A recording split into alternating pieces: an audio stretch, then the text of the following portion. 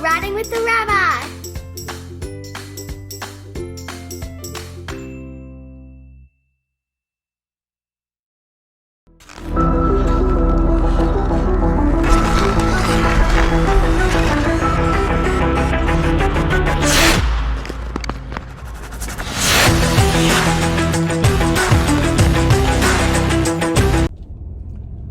Hello everyone, welcome back to another episode of Riding with the Rabbi. You'll notice that I'm in the big studio today, which means the big car, because I have a guest who's larger than life. I am so excited about this. I would need about an hour and a half probably to do a proper interview, but I get to interview and talk to one of the greatest interviewers that we know and that I get the chance to hear all the time.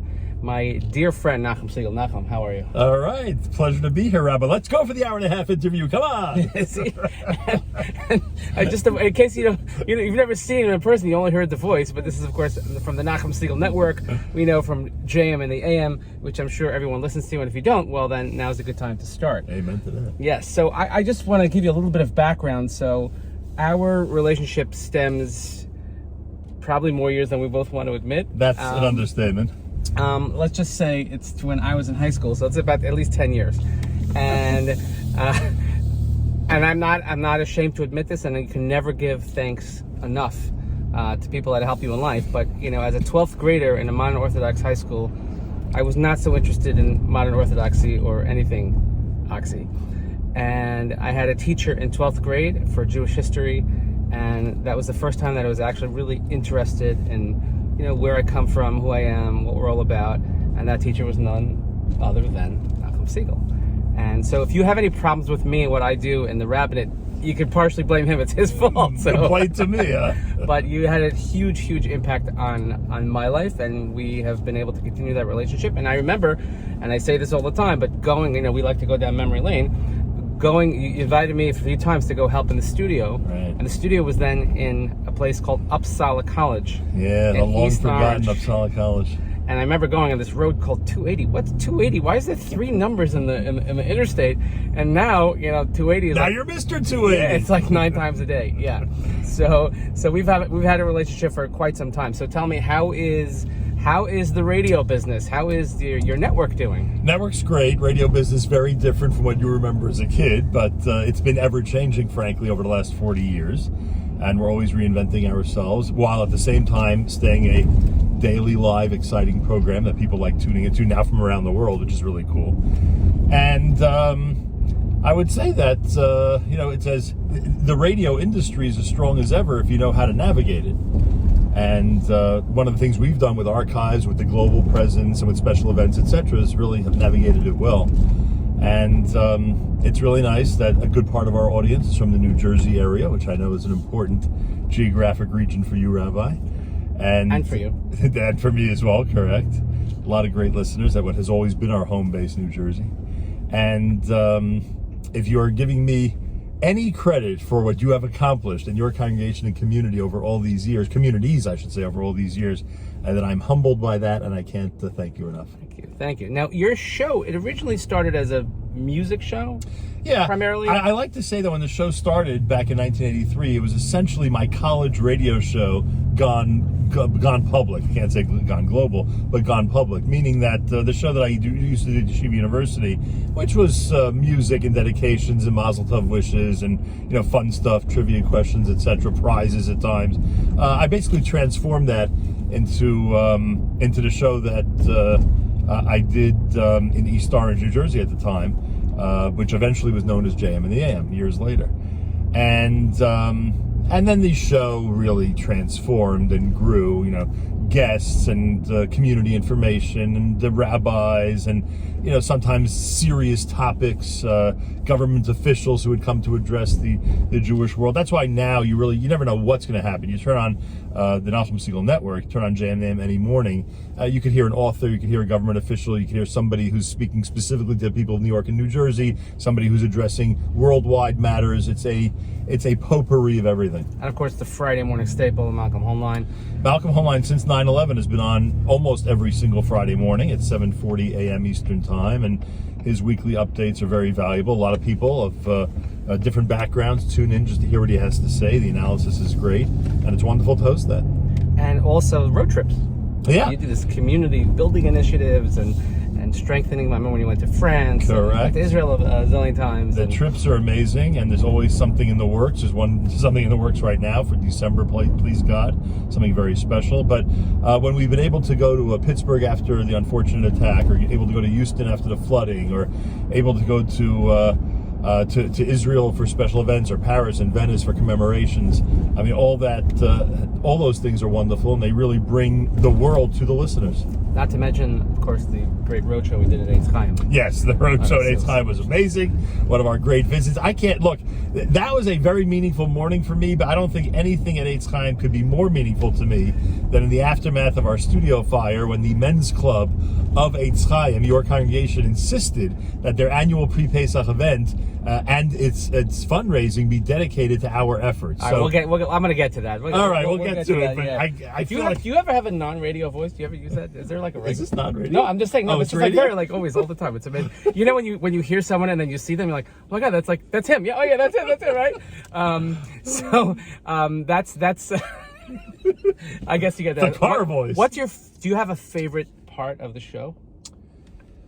Like a favorite segment or a favorite thing funny? to do? Well, I would say on a deeper level, my favorite part of the show is when it starts, and that rush that I get even after almost 10,000 JM in the AMs, when that music begins and Modani's set to start. Exactly. It doesn't get worn out, that tape? No, not at all. Especially these days, you have MP3s up the wazoo, so it's not a big deal. But favorite part of the show? I mean, look.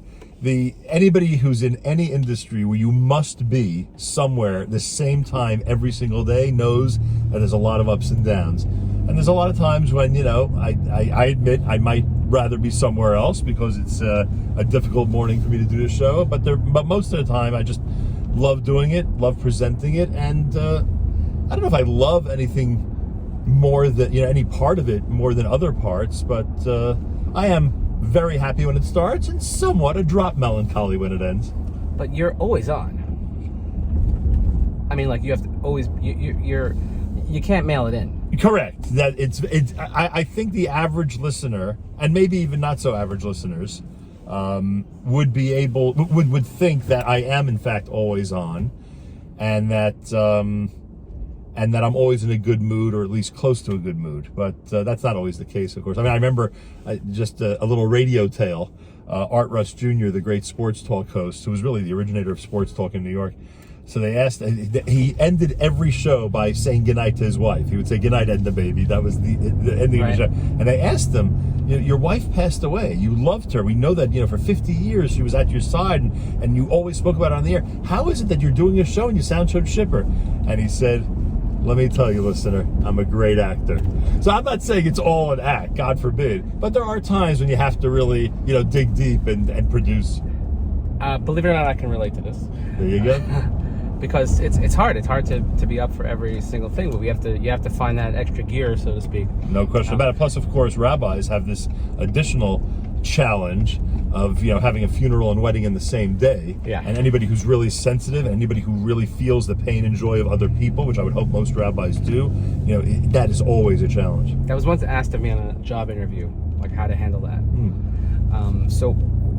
There's also just a small world, but I don't know. My wife reached out. Told you the story that she met someone who had a radio program. She knew him for years. He has a radio program. She's like, "Where's your radio program?" He's like, "You never heard of it. It's on some station called WFMU." And he goes, "What? Nachum Segal?" He goes, "I know Nachum Segal." She says, and he goes, "I love the bagels because whenever they had the fundraiser and they would have the bagels for the breakfast." I said, "Oh, that's what it's a very small world." So WFMU is a quite the reach. Yeah, and I know that gentleman since we shared an office together, 3-4 stations ago. So yeah. Do you miss Jersey City? I mean, there are things about it that I miss, but you can't beat the incredible convenience of the last 5 years. Before the studio mishap, when I was working across the street from my home, that's a tremendous advantage, and I'm looking forward to reestablishing the studio there. Right. So let's get into that a little bit. So I guess suffice it to say that the past year you've had an up and down year, probably a lot more on the down than It was a very, very challenging year. Some people know the details. Certainly, most people know the main detail, which is the fire. But it was a very challenging year. I was actually supposed to come on the air with you, and you called me to tell me that it's not going to happen because of the fire. So what happened in the studio? It's not too painful to talk about. On Sunday, well, it's always painful, but on Sunday, March 27th of this year, at 1 p.m., we got a phone call from my son's driving instructor that he had passed his road test. Now, I will tell you, you probably don't know this yet, Rabbi, because you're younger than I am. I will tell you, there's no greater feeling than being informed that your youngest child has passed their road test. That is the greatest, when you know that whole adventure is over. And about 10 minutes later, the next call we got was that it seems like there's a fire in the studio, or at least in the office building where the studio is. And then about a minute later, the landlord of the building called me, and I said, tell me it's not true. And sure enough, it was true. And there was some type of electrical fire that started right under where I sat on a daily basis for years. And thank God it was a Sunday afternoon, and nobody was in there. And within minutes, the studio was completely gone. I mean, a lot of people saw the pictures. And that's 30 to 40 years of... Yeah, we were actually in that location for about 21 years, and I would say that in there was memorabilia and important artifacts to me and others of the last 3 decades or so. And that was one of them. I mean, there were a lot of painful aspects to all of this. That's such a kick in the gut. And then and fires, unlike, I mean, not that I'm comparing, although I have had a lot of contact with people who've been in disasters recently because of this. When something floods, you at least can see the item still in front of you and make some type of mental filing of what that was, where it belongs, how I replace it, what I need. With fire, it's all destroyed, and it's very hard to do that, and it's also very difficult to get over the fact that it's gone in an instant. And I mean, people who've suffered losses in an instant, unfortunately, I'm sure you and other rabbis have been with families that have seen family members go in an instant and things happen like that. Sure. It's a traumatic experience. And the most comforting thing for me, by the way, has been the outreach I've gotten from people, not to tell me, get back on your feet and get back to the way you were. The comfort I've gotten is from people who've been through these disasters, whose homes have burned down, and have called me and said, it's going to take a few months. The trauma is there. It's real. You have a right to mourn this loss, even though, thank God, no person was injured or passed away. Lean into it. Right. And it takes time, and the people around you will understand as long as you're reasonable about it. And sure enough, now it's 6-7 months later, obviously I feel a lot different about it, but it took some time to get to this point. Did you feel like you had a responsibility to get back as soon as possible? Well, one of the things that, through Sandy and through snowstorms and blizzards and through electrical outages and blackouts, one of the things we've always done is we've never missed a day on the air. It was really important to me to somehow figure out a way to be on the air the next morning on Monday, which we were through Rabbi Finkelstein's studio in Beit Shemesh. As crazy as that sounds, the way things work today. Thank God for technology, right? Exactly. And we learned a lot from this experience about technology. And then within a day or two, we had a makeshift studio in my apartment, and then eventually a temporary studio in Teaneck, New Jersey, as we continue to rebuild New York. So, it was really important to us that we never miss a day on the air. I don't know how the listeners experienced that entire process with me. It must have been a very difficult morning to tune in. But for those who have been listeners for a long time, they were able to sympathize. They're members of my family, so to speak, and we feel connected. And, it's funny, somebody from out of town who's originally from New York found himself crying as he was listening to the show. So his wife says to him, why are you crying? I get that you're upset and you're friendly with Nachum, etc. And he said, you're not from New York. You'll never get what this means, that there's been a tragedy at this institution that we so cherish. Because that's the right word, institution. You are such an important voice for Klal Yisrael. And the fact that you found that, we talk about an extra gear, you found that extra gear to keep going, it was so unbelievably inspirational to all of us. We heard the pain in your voice those first few weeks, and and we were broken from it also. And I guess, one of the good things that comes out of it is that you learn kind of who your friends are. Oh, yeah. And who you can turn to in a time of need, and even when it's not a time of need. And that's why I again, part of my Hakar Satov, I feel so unbelievably grateful to you, is that I said, you know what, we have to do something. So we did what we did, and that's from the most meaningful places within our hearts, because that's how strongly we feel about the work that you do and the partnership that you have with our community. And it's nothing, but we were able to do it. And I know you had other challenges during the year, but thank God we had good things also, right? Yeah, 100%. You have your daughter's getting married. That's correct. A few days, Mazel Tov. We're making a simcha, and there's no question that, ironically, I met the chassan right after the fire, so it was sort of God saying to us, you know what? There's a lot of good things coming down the road, and we're going to be enjoying them, and we're going to be in tremendous joy, tremendous simcha. But yeah, that period of time, and again, big shout out to the men's club and everybody at Eitz Chaim in Livingston, New Jersey. And I would start naming names, and they'll all be upset if I do that. They will be. I know they'll all be upset. But I will tell you that, and the friendship goes. You know who you are. And the friendship goes way back, as you noted. But I will tell you, the night that we were there, which was a couple of nights before Pesach, so just a few days after the fire, I was sitting there in a daze. It was really the first public appearance I had made since everything happened, and I'm there with my sons, and it's hard for me to fathom even, what's going on around me.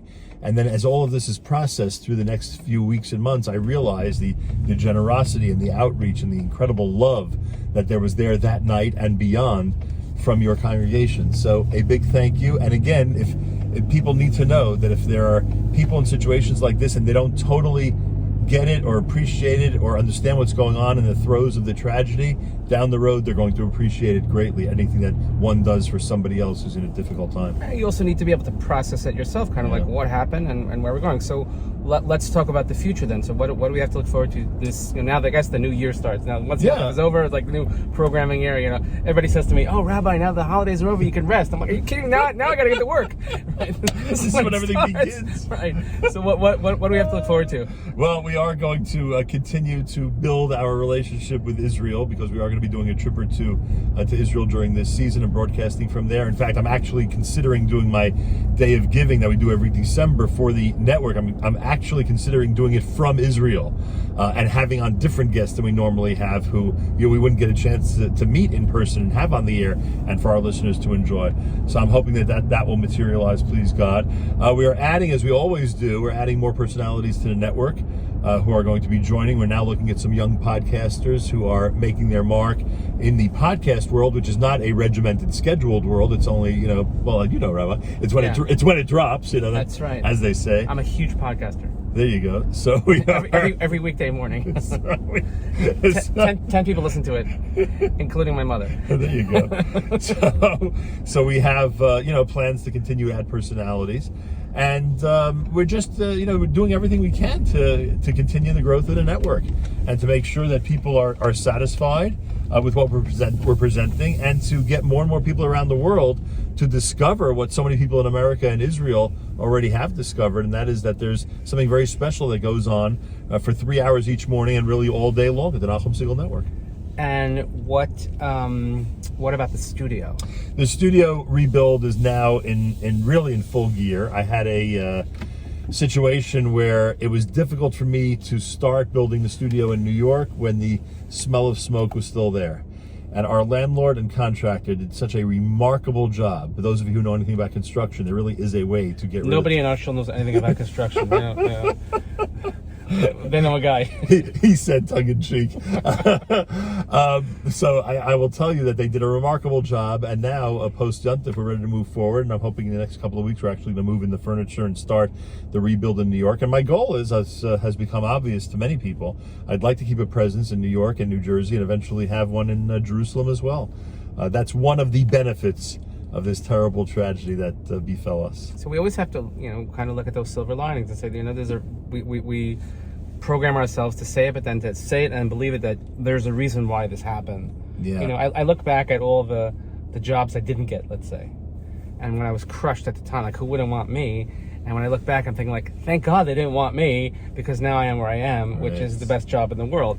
and so it takes time, and we kind of have to work through it. But we're so excited for everything that you do, and I'm sure that there's going to be opportunities, people who are inspired by what you do and get it. And I'm sure we're going to pick up a lot more listeners now. I would hope because so. we had to listen to JM in the AM and you can listen to it at any time, because you can always listen to the archives and the interviews and the programming. It's really, really top notch. And I'm sure people will want to get involved in your new projects. There are ways that people can do so, and because we can never thank you enough for everything that you do for the Jewish community all over the world. Not just in the tri-state area. Thank you very much. And it's a very big deal. So anyway, I'm so appreciative of our relationship, of our friendship, and I hope it will last for many, many more decades. And maybe when my son gets his license, he's just trying to get out of first grade. I'm telling you, it's the most amazing feeling. It's proving to be challenging. And hopefully it'll be a very quiet and peaceful day for you and your family. Please, God. God willing, yeah. One thing I always tell Gabriel, I'm never going to forget the day that you passed your road test. When he passes his road test, he's going to have to come see me in the nursing home, probably, because that's all where I'll be. But look, I wish you much hatzlacha, and it's really, I have to say, like, you've always been inspiring, but seeing how you have managed your way through this crisis, which is probably not a strong enough word to use, but it's really inspiring to so many people. And we hope that you'll come visit us again at Eitz Chaim, and spend the Shabbos, spend the weekday, something. And I hope everybody has the opportunity to listen and be inspired by Nachum. But you know what? I'm going to let you have the last word, because you're much better at it than I am. Well, I would say that leadership is the key to the future of our community. And we are blessed to have leaders like you and people who lead congregations and communities in a positive direction and do so at an accelerated level. And I hope you take great pride in that. You and your family take great pride in that, because there's a lot to be proud of. And we should continue, please God, to inspire in every one of our ways. I sort of feel like you're a retail inspirer, and I'm more of the wholesale type because of the way we operate. You directly with your congregants, and me with the people who are hopefully tuned in from around the world. I like that. On a more wholesale level. So you could be the I guess you could be the LBJ, and I'll be the Ronald Reagan when it comes to communicating. And continued blessings, Rabbi, to you and your family and the synagogue. And a big shout out to everybody at Eitz Chaim. Thank you for not just all your love and friendship, but demonstrating your love and friendship in so many ways. Thank you so much. All right, thank you, everybody. Thank you for joining us. We'll see you next time on Rotting with the Rabbi.